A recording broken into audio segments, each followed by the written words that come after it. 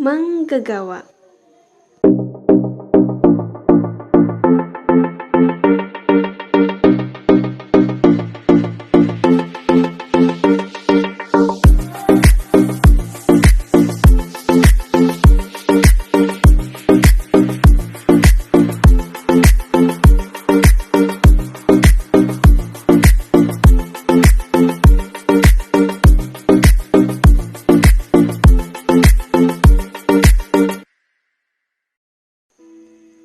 Nagiging araw ang gabi sa kanila. Nagiging mas mabigat ang responsibilidad nila sa araw-araw. Sila ay ang mga manggagawa. Walang nakakaalam ng kanilang pagsasakripisyo di lamang para sa kanilang mga pamilya, kundi para rin sa atin. Mag-teacher, baker, sales lady, police, nurses, ating mga magulang, mga basurero at iba pang manggagawa sa mundo, sila'y nagsasakripisyo para sa akin, sa iyo, at sa ating lahat sa pamamagitan ng kanilang kanya-kanyang pamamaraan. Ngunit sa hirap ng buhay, paano nga ba sila nakikipagsapalaran rito? Paano nila nababudget ang kanilang kanya-kanyang pera? Nakapag-iibig pa ba sila? At sa kabila ba ng kahirapan ay, kanino sila kumukuha ng lakas ng loob? Inihahandog ng Group 4 ang dalawang manggagawa na maaari nating kapulutan ng aral tungkol sa pag-iimpok at pag-budget sa araw-araw. Ang pangalan ko po ay Rochelle Gonzalez, 24 years old, nakatira sa Palta, Salvacion, Veracat, Tanduanes. Ano pong status niyo po sa buhay? Ano po? Ano pong status niyo po sa buhay? Single. Bombastic side eye. Criminal offensive side eye. Pero may special. Uy, sana all!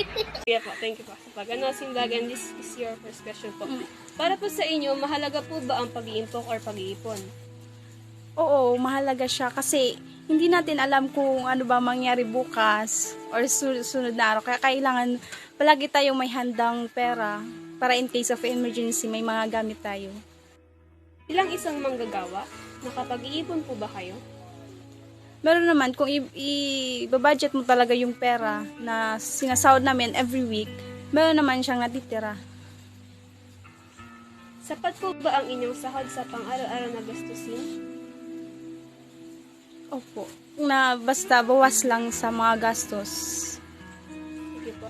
Paano nyo po binabudget ang inyong pera sa isang araw? Sa isang araw, kung ano mo, isipin mo na pag gagastos ka ng pera, isipin mo na kung ano yung kailangan mo. So, pag may sobra, siguro hindi naman masama magbigay ka din sa sarili mo. Sige po, ano po ang advice niyo po sa mga alam mong kabataan po na ga-study pa po, ga-adult pa?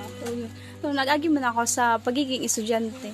So, mahalaga talaga isipin mo kung ano yung mahalagang paglalaanan ng pera. So, kasi ako talaga nagbo-budget ako. I always think what I need more than what I want. Thank you po. Thank you so much. I'm Judy Gabud, 54 years old, and presently I'm the owner manager of this store. It's na po yun yung gabud, ano? Sakit mo po. So, ito po sa question ko po sa inyo. Para po sa inyo, mahalaga po ba ang pag-iimpok? Oo, mahalaga ang pag-iimpok kasi in case of emergency, meron kang makukunan. So, confident ka kasi meron kang fund for emergency. So, yung baka muna yung mga second years, parang ganun. So, ito po. Bilang isang manggagawa, nakapag-iipon po ba kayo?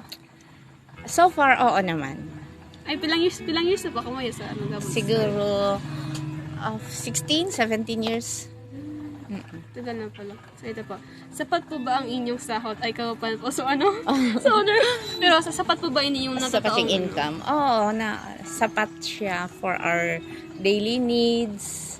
And, syempre, pa-eskwela kaning aki. So, kukunya naman. Paano nyo po nababudget? So, pera na ano nyo? Like, ano po, tiga-init nyo, ganun? Actually, religiously, nagsisave talaga ako for us, for my kids' education. Monthly. Ever since sila nag-elementary, hanggang ngayon mag-graduate na yung isa. Congrats po.